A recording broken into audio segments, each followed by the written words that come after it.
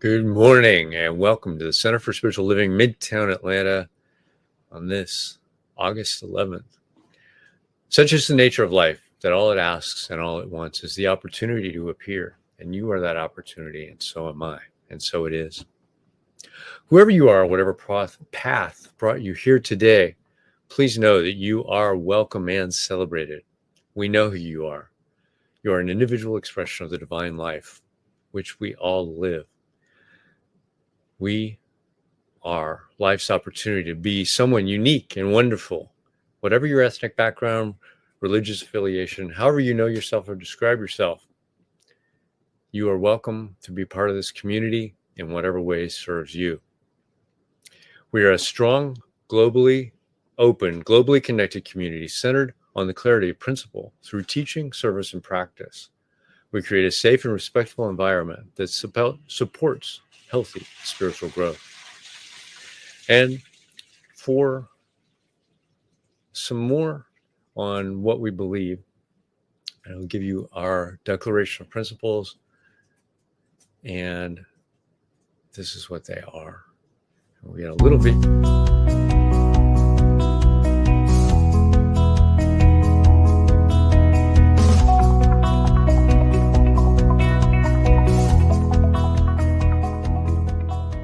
I believe in one God, one absolute power and first cause to all things. I believe that this power is perfect love and creates out of a desire to express love. I believe all thought is creative, and how I choose to think creates my personal experience. I believe in the unity of all life and the immortality of the individual soul, forever unfolding. I believe in the eternal goodness, the eternal goodness of God, the eternal loving kindness, and the eternal givingness of God to all. And so it is. And so it is. And so it is. And so it is. So we have spiritual mind practitioners. A practitioner is someone who has demonstrated the ability to use spiritual practice and spiritual laws to bring about great changes in their lives. They have demonstrated they know how to bring these about changes in others when asked as well. Licensed by Centers for Spiritual Living, they are able to provide you with spiritual guidance and support in those areas where you're looking for assistance. You can contact them through our website, cslmidtown.org. There's a list of practitioners there. And today we have one of our wonderful practitioners to share with us good ideas and affirmative prayer called a spiritual mind treatment. Welcome, Maya Fuller. Thank you, Vance. Greetings, CSL Midtown. Welcome to our service this Sunday morning. Oh my goodness, let me tell you about life. Let me tell you about God. My notes are completely gone from my... When I had to move to unmute, my notes are completely gone. Let me tell you about life. I told my my spiritual sisters this morning that I was going to speak from my heart today, and I was not going to read off of a script because that is more true to the way that I communicate about these spiritual principles. And instead, I was about to chicken out and read from the page, which has now disappeared when I had to put myself on mute. So I'm on mute. Good morning, CSL Midtown. Good morning. Welcome to this August, second week of August CSL Midtown topic. Our topic for this month is unstatus quo. And the topic for this week is something like, because I don't have any of my notes, something like healing the trauma or addressing trauma. And last week, when we talk about unstatus quo, last week, Reverend John Carn opened us up to kind of give us an introduction to let us know what is it we're talking about? What is this unstatus quo that we're talking about? And we're talking about how in our lives, there are certain topics, there are certain topics that we don't want to address, that we don't feel as comfortable addressing.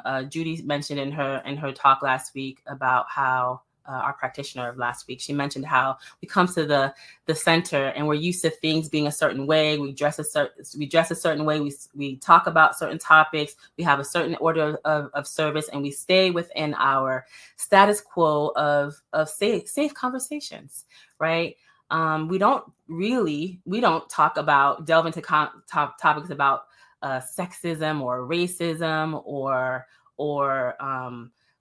tragedies, really, like war. We don't talk about politics, right? We don't talk about these uncomfortable. We don't have many of these uncomfortable conversations here at Centers for Spiritual Living, Midtown in particular. I'm not saying that they don't have that at other centers, but at this center, we pride ourselves, and rightly so, of being a center that really teaches about spiritual mind, about principles, the science of mind, religious science principles and practices for how to have a better life, right? And this is what Reverend Raymont, who's going to be our speaker today, in a personal conversation. So I'm not saying this is the way he would say this publicly. That's the exact way he would say it.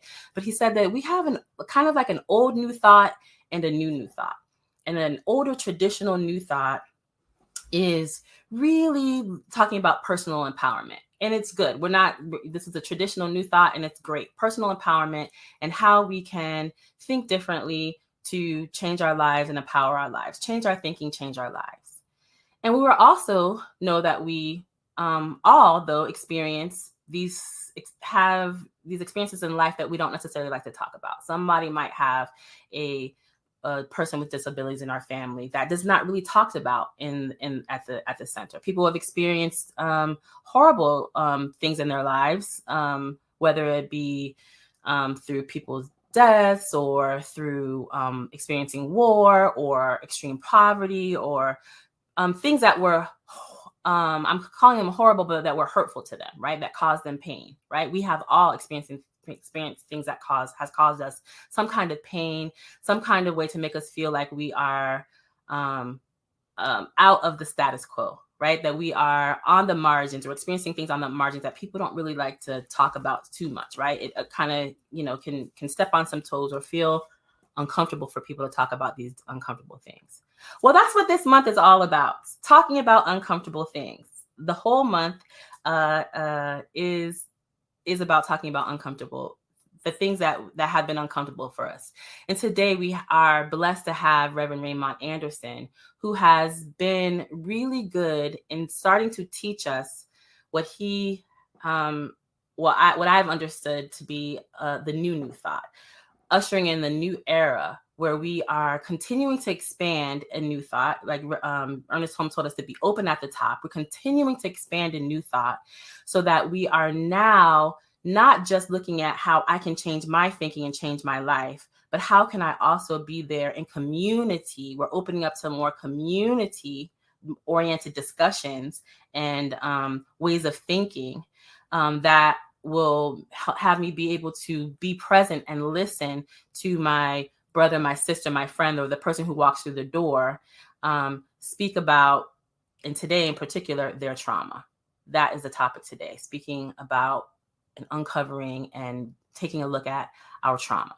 Things that we don't necessarily usually talk about on a Sunday morning, but we definitely want to work with. Even with the traditional new thought, we want to work with these things in order for us to come to a greater empowerment in our lives. And as new thought progresses, as CSL, Centers for Spiritual Living, progresses to really be more aware of our brother and our sister, to be more aware of others in our community, we're saying, let us create a safe space for people to be able to address these things that have made them feel, or we have, the society tends to identify as other, or as outside of the status quo, or speaking outside of the box. So we have the opportunity to grow, right? That's what CSL is all about. Centers for Spiritual Living is all about. Spiritual living is not just spiritual living for me; it's spiritual living for everybody. That is the heart of Centers for Spiritual Living, and New Thought and religious science. And the last thing that I want to say about that topic is that if we look at our centers, we've been experiencing. We can look at our centers, and we can see that the age of the members of Centers for Spiritual Living across the country, across maybe the world, but definitely across the country, we're aging, right? We're starting to be like 40s and over, right? We're starting to be like 50s. I think at our center, we're pretty well for the most part. Yeah, like 40s and over, mid 40s and over. I think I can think of one person who's probably like in her, mid 30s who comes to our discussion group. But otherwise, in terms of the people that we see, right, we're an aging community, right? This traditional way that we've been doing church, we've been doing Centers for Spiritual Living, the things that we've been talking about are kind of aging with us. One thing that I do notice out here on the internet is that, and also having a daughter, a 26-year-old daughter who's on the cusp of being a millennial and a Gen Zer, these young people do talk about these things, talk more and more, and which is normal. Each generation becomes more open, right? We are more open than our parents were about the way that we talk about our feelings and things like that, right? It's normal that each generation progresses. But what I'm seeing is that this generation, they talk about these things. They talk about trauma in particular. These young people are very well read and well informed when it comes to processing their feelings and their thoughts. And so it behooves us to be able to be in step with them if we want to attract a younger audiences, younger people to our communities. So let us be open to talking about trauma with others.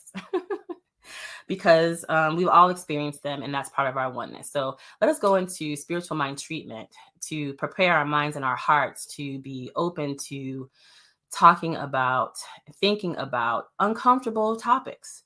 Sometimes we just recognize that sometimes these topics that we don't want to talk about is because we don't want to think about them ourselves. It will remind us of experiences that we've had that are too painful to think of. And so we know that there's one presence, one power in the universe, and that presence and power is God, infinite intelligent life, infinite intelligent spirit that always knows what we need and that is always here for us. We're always connected with this loving presence, this loving power, and nothing can harm us. Nothing can harm us. We're always safe. We're always connected. We're always one with the one powerful, loving, comforting, safe presence of spirit.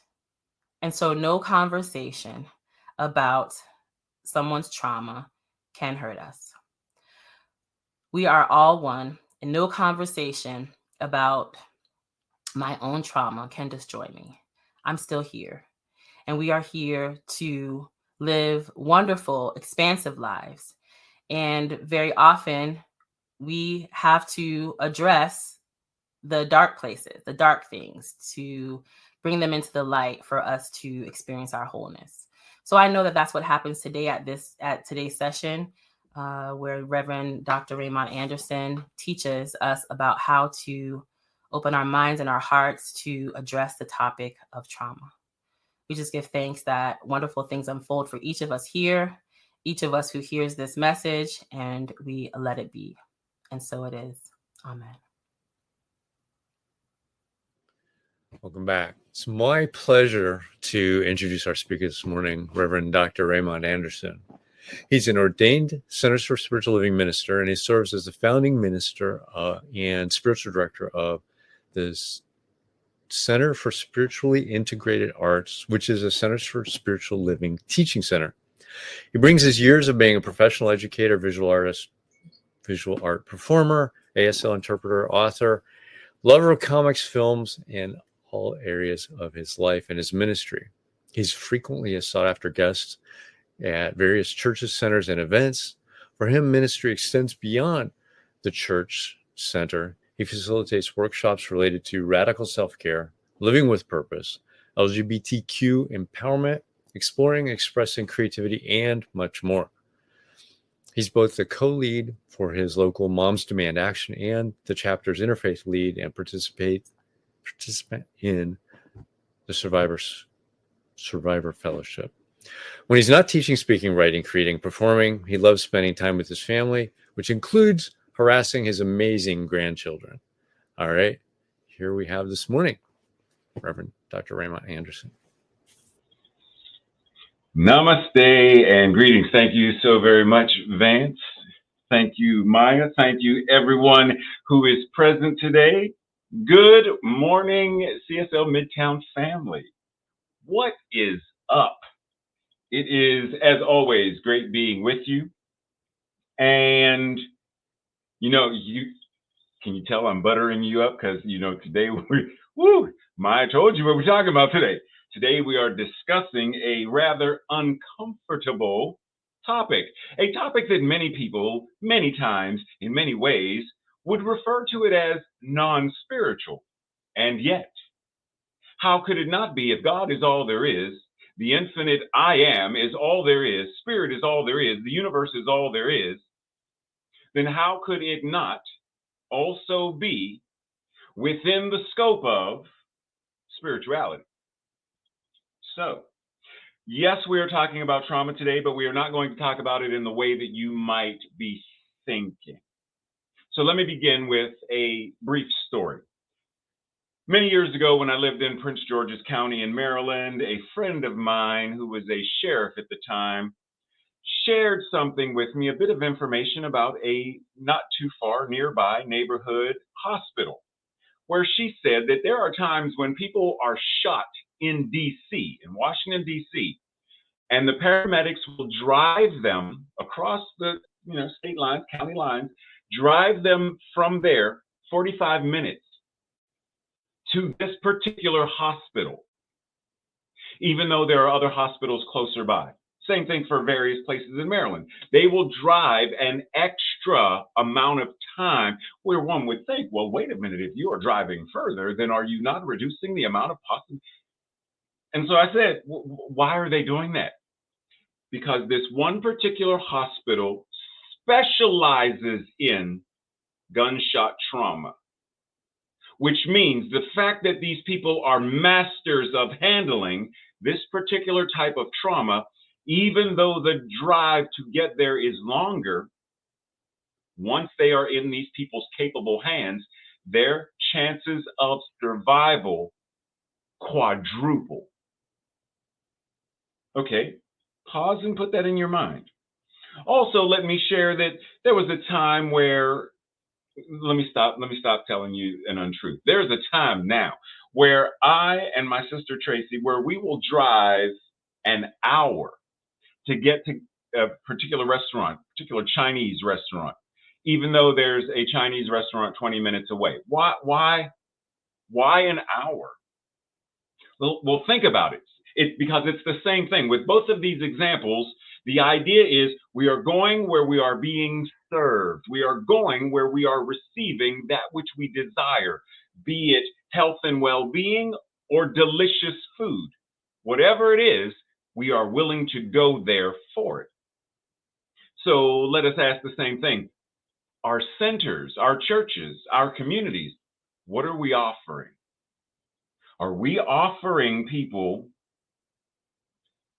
who are coming from all kinds of backgrounds something that is nutritious for their body, minds, and spirits? Now, there are some people who would say that, Sunday, this thing we call a sermon, a message, a talk, that it should be inspirational only.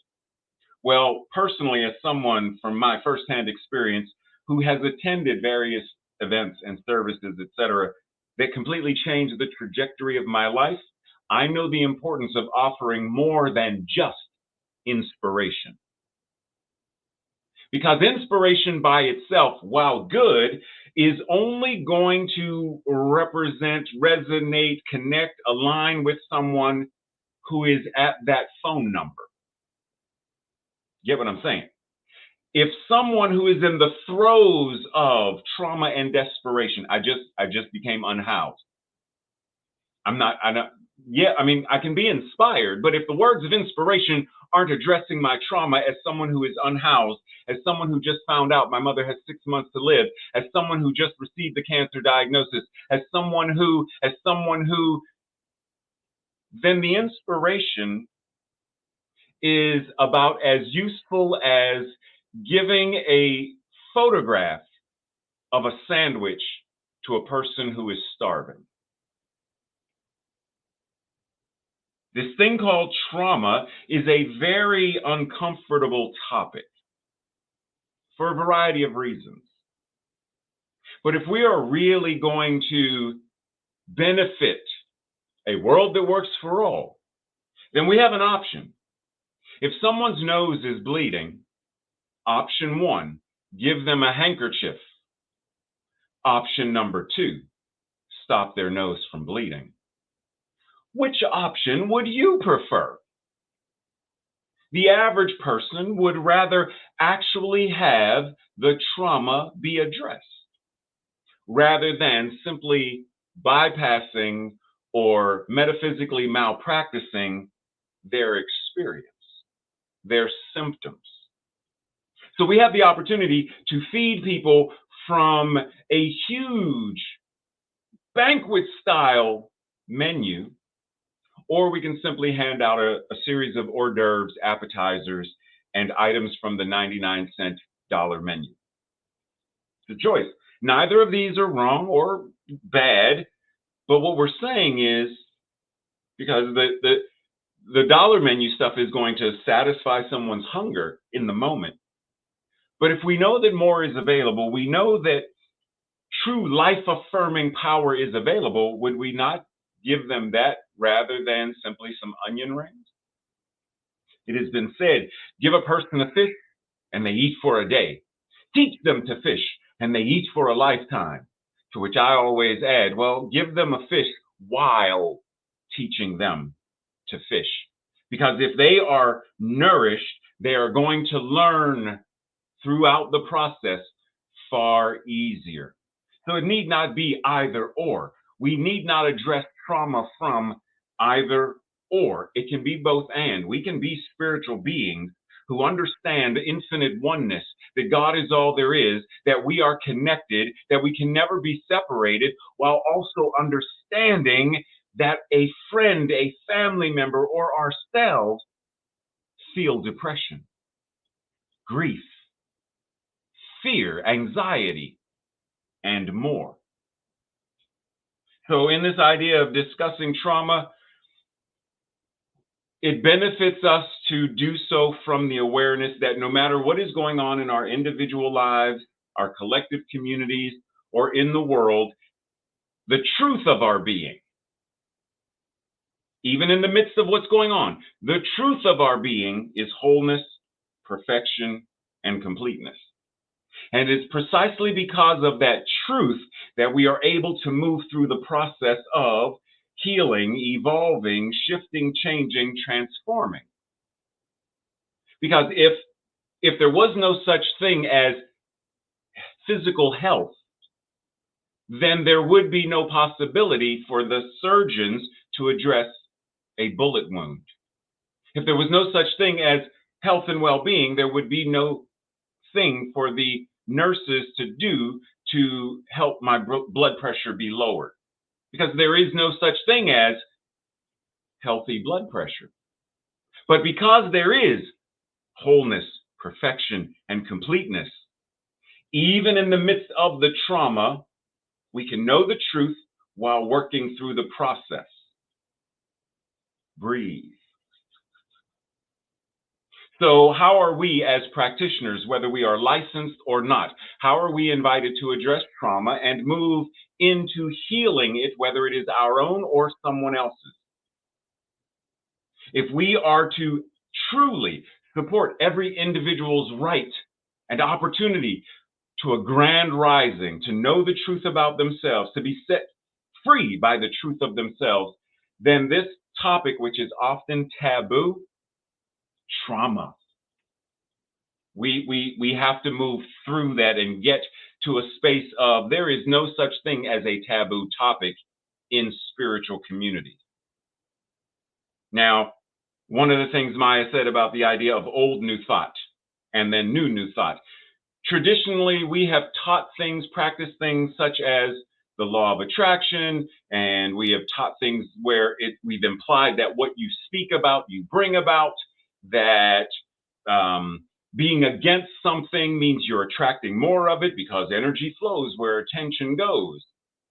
We have shunned people and shamed them and blamed them for their experiences. How? By insinuating that they created it. What's in your consciousness? Or that they did this somehow because of a soul contract. Let us be clear that this is a grade school version of spirituality versus a university level spirituality. Yes, there are elements to the truth. Law of attraction. Yes, just as there is basic math, 2 plus 2 equals 4. And that is not absent from college level trigonometry and calculus. But how is the basic math and the order of operations, how is it being carried out? How is it being practiced? Because very few people, if any, are immune from trauma. There are adverse childhood experiences, poverty, unhoused, medical trauma, collective experiences of things like war, displacement, terrorism, mass shootings, natural disasters, just to name a few. Did you know that many health organizations have identified that the effects of COVID, the recent pandemic, has left many of us traumatized, and yet many of us don't realize that we're traumatized as a result of it? Dr. Sean Ginwright says, we are all wounded and carry the shame and pain in ways we are unaware of. Yet, we are not equipped with the skills or the awareness to heal our trauma.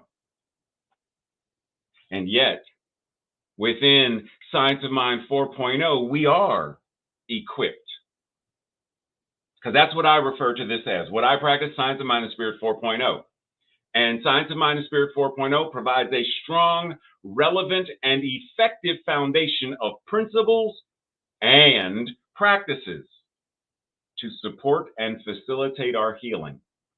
If we are willing to go beyond knowing truth in spiritual mind treatment to applying truth. Treat and move our feet. What if we practice this thing called Science of Mind and Spirit as a trauma-informed Science of Mind and Spirit, a trauma-informed new thought? What might that do for our communities? When someone is experiencing whatever it is that they are experiencing, and we have a deeper understanding that gives them the space and the capacity to share authentically. That when Maya says to me, hey, Ray, how are you today? I need not put on a happy face because I don't want her to judge me. Put on a happy face.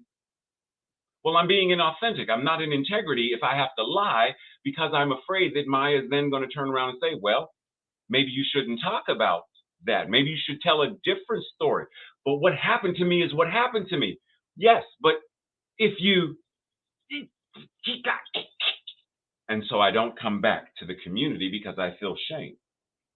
But what happens when Maya says, hey, Ray, what's going on? How are you today? And I can share completely, authentically, and openly. And Maya listens because she is listening through the ears of someone who understands what trauma-informed new thought means, what trauma-informed new thought can do for the person she is listening to. She tenderly, through her listening, envelops me, nurtures me, supports me, gives me the space to breathe freely. What can that do? And then we bring in all kinds of topics that we have avoided. How can Science of Mind and Spirit help eliminate, not reduce, eliminate mass shootings in schools, movie theaters, churches, nightclubs? How can Science of Mind and Spirit create a more effective, if people are going to own guns, how can Science of Mind shift the consciousness so that there is more effective gun ownership? How can Science of Mind and Spirit 4.0 address the situation of poverty or the unhoused, the fentanyl and opioid epidemic? Because simply not talking about it when there are people dying is immature spiritual practice. And we don't use the word, but it's blasphemy. To recognize that God is all there is, but to not live, move, and have our beingness in such a manner that I, through my presence, am helping you know that which God is as you. Because I'm denying certain things that you have experienced. I don't want to talk about that. I don't want to hear about that. Can't we all just kumbaya and just pretend? Can't we all just come to, church on Sunday, come to the center on Sunday, and leave the entire world out there to fend for itself? I just want this 1 hour just to be reminded that God is all there is, love is all there is, and what it is I am. I just want to feel happy. I hear you. Which is why, for me, our centers, we are being invited to see our centers in a multitude of ways. It is a place of quote unquote worship, a place of recognizing your divinity. It is a hospital for those who need triage. It is a physical therapy place for those who need to continue working on mobility and flexibility. It is an educational facility for those who are ready to learn. It is a recreational place where we come together and we potluck and we, play dominoes and we go to the movies and we laugh and we joke. It is all of these and more. It's not just a place where we come together, hold hands and sing kumbaya and ignore what's going on in the world. Because let's go back to, suppose Maya comes up to me and Maya says, "Hey, Ray," and I say, "Hey, Maya, how are you doing?" And Maya says, "Well, I've had a rough," I don't want to hear that.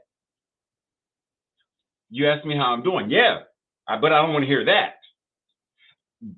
And I can see Maya's face right now as I'm saying that. Like, did you just shut me down? But let us think. We shut people down when they come to our communities. We don't do it in quite that manner, but we do it. To say to someone something like, "Well, Ray, I don't see color." You're shutting me down. Because what you're doing is denying the fact that that which God is incarnated itself as a 5'10", brown-skinned, divine being. But what you're saying is, I don't see color. I don't see this one aspect of what God has chosen, how God has chosen to express itself. But wait a minute, because when you go to buy bananas in the grocery store, you clearly can see the difference between the green banana and the yellow banana, the green tomato and the red tomato. You can clearly see the color there. But when it comes to me, we disregard and shut people down in a great many ways. So our invitation with this whole idea of trauma is to understand trauma it is a far-reaching, we could be here for a whole month talking about this, and I got about 6 minutes left. So I invite everyone to simply engage in doing a little research to see someone who is experiencing trauma. It can show up as interpersonal conflict, chronic pain, low self-esteem, self-loathing, depression, numbing. Like, how many people simply roll as a mindless activity to numb themselves so that they need not address whatever? If we are going to move into a space of true healing, then as Mark Nepo says, the truth is that telling, talking, communicating heals. Not just once, but as a way of being that filters in the heart of its debris. When we talk about stuff, we are engaging in healing, when we truly talk about it. Layla F. Saad says, if you tell the real, raw, ugly truths to get to the rotten core of such things as internalized white supremacy, then what you put out into the world will be beyond transformational. We cannot create a world that works for all without addressing the caste system. We cannot talk about equity without talking about inequity. We cannot talk about true healing without talking about trauma. How rational is it to, hold on, I have to call a plumber, to contact a plumber without telling them why you're contacting them? So I have a situation with my sink. Well, what's going on with your sink? Well, I mean, in CSL, we don't talk about the problem. So there's something up with my sink. Yeah, but I'm asking, like, because I need to know what tools to bring. I can't tell you. How rational is it? How rational is it to go to a physician because you're in pain, but you will not tell them where it hurts, what hurts, how it hurts, the intensity of the hurt? I'm here. Yes, Ray, why are you here? How do you feel? I feel good. Then why are you here? Why are you in the ER and you feel good? I don't know how to talk about I'm in pain, but if I talk about my pain, then I'm going to attract more pain. And if I talk about my depression, I'm going to create more depression. If I talk about how rational is it? If we go to a doctor, a physician, then we share if we truly want them to do what they do. We want the plumber to fix the sink. Hey, Culligan, man, then let the plumber fix the sink. Tell them what's going on. As the song earlier said, yes, we shall overcome, but we shall overcome only when we realize that overcome means healing. And we cannot heal what we will not address.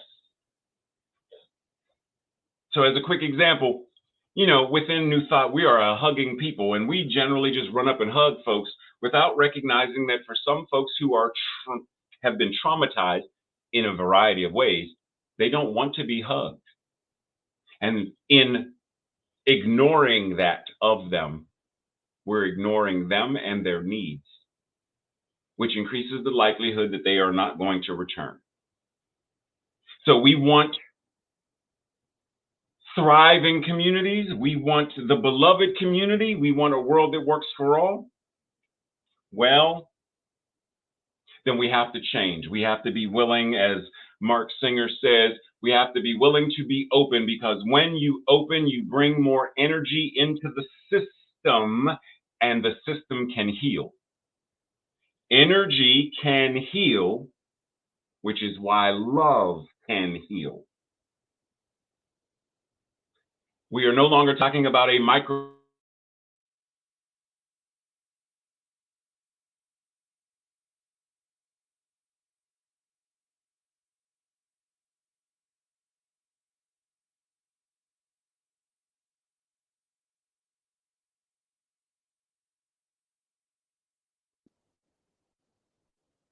Hopefully you can hear me now. I don't know what happened there.